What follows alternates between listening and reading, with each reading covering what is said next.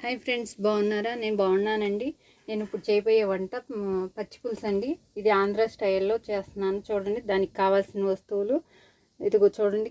ఇది కళ్ళుప్పు, ఎండుమిర్చి, చింతపండు, బెల్లం అండి, కట్ చేసి పెట్టుకున్న ఉల్లిపాయ ముక్కలు, కొంచెం జీలకర్ర, పసుపు. ముందుగా మనం స్టవ్ వెలిగించుకుందాం. స్టవ్ వెలిగించుకుని ఇలా గిన్నె పెట్టుకుని ఆ గిన్నెలో ఆయిల్ వేసా చూడండి. దానికి సరిపడా ఆయిల్ ఇది.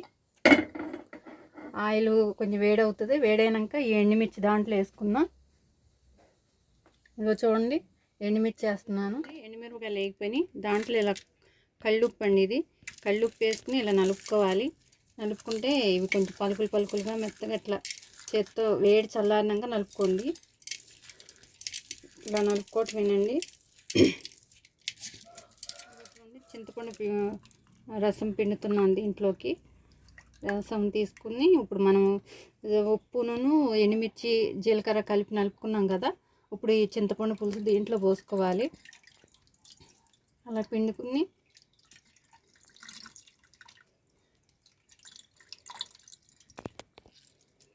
కొన్ని నీళ్ళు పడతాయండి. ఇంకా దీంట్లో కొంచెం వాటర్ పడతాయి. ఇప్పుడు దీంట్లోకి మనం బెల్లం వేసుకుందాం. చూడండి, ఇదిగో బెల్లం. ఉప్పు కారం సరిపోతుందండి. ఇందాక నేను కళ్ళుప్పు వేసాను కదా, అది సరిపోద్ది. తర్వాత దీంట్లోకి ఉల్లిపాయ ముక్కలు. దీంట్లో తాలింపు ఏమి వేయమండి. ఇది ఆంధ్రాలో ఇలానే చేసుకుంటాం మేము. ఇది ముద్దపప్పులోకి, ఏదైనా ఫ్రై కూరలోకి ఇలా బాగుంటుంది. అంటే దీన్ని పచ్చి పులుసు అంటారు. దీనికి తాలింపు ఏది ఉండదండి. చాలా బాగుంటుంది.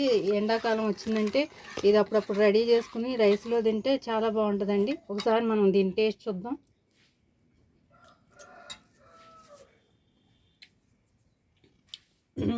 పులుపు, తీపి, సాల్ట్ కరెక్ట్గా సరిపోయినాయి. కళ్ళుప్పు వేసాను కదా, ఆ ఉప్పు బాగా ఇంకా ఉప్పుగా ఉందండి, సరిపోయినాయి. చూడండి ఫ్రెండ్స్, ఇలా మీరు కూడా ట్రై చేయండి ఒకసారి. కావాలంటే కొన్ని ఉల్లిపాయ ముక్కలు వేసుకోవచ్చు పైన టేస్ట్ కోసం. రెడీ అయిపోయిందండి ఆంధ్ర స్టైల్ పచ్చి పులుసు. లైక్ చేయండి, షేర్ చేయండి, సబ్స్క్రైబ్ చేసుకోండి.